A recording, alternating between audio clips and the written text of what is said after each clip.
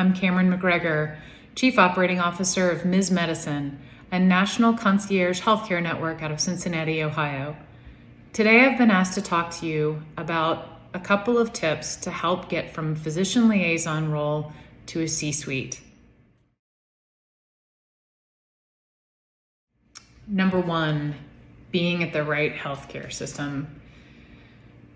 I'm actually a critical care OB nurse by clinical training, so it was a bit of a non-traditional path for me to do anything other than go into the CNO track. But I happened to work for health systems who saw benefit to nurses taking on roles outside of the normal nursing business verticals. And so in their eyes, I was more credible to the physicians when I was working with them because I had actually taken care of patients and could understand what it's like to be on call or understand what it's like to work with a sick patient or a patient's families or all the unique things that we come up with in the clinical world.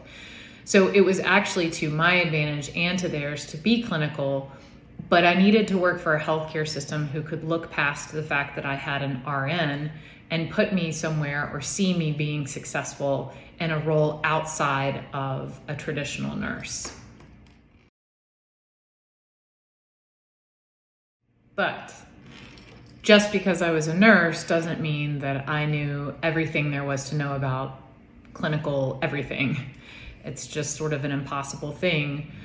When I was asked to be the vice president of the neuroscience service line in 2015, I only knew how to take care of a pregnant stroke patient, which is about a fraction of a percent of what there is in the neuroscience world.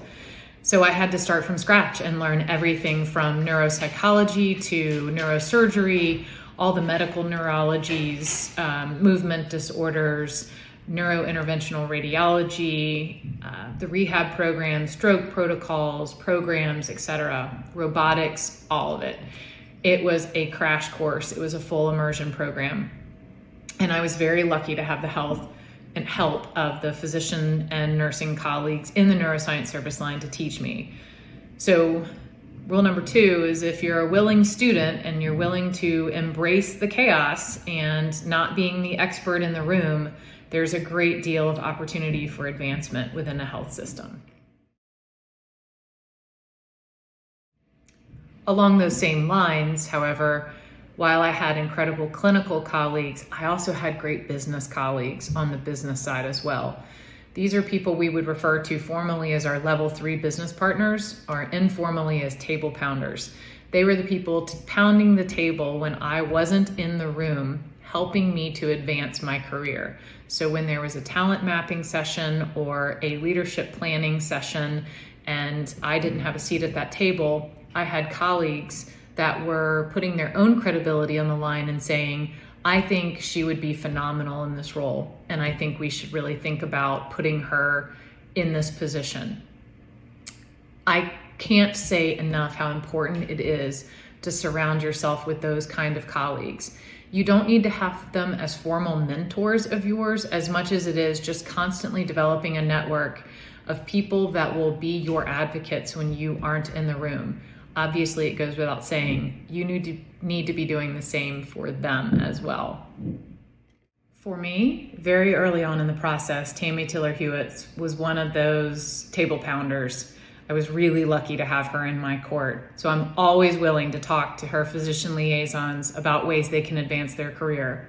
As I said before, it starts and ends with the people with whom you surround yourself and your willingness to learn all the things you don't know today.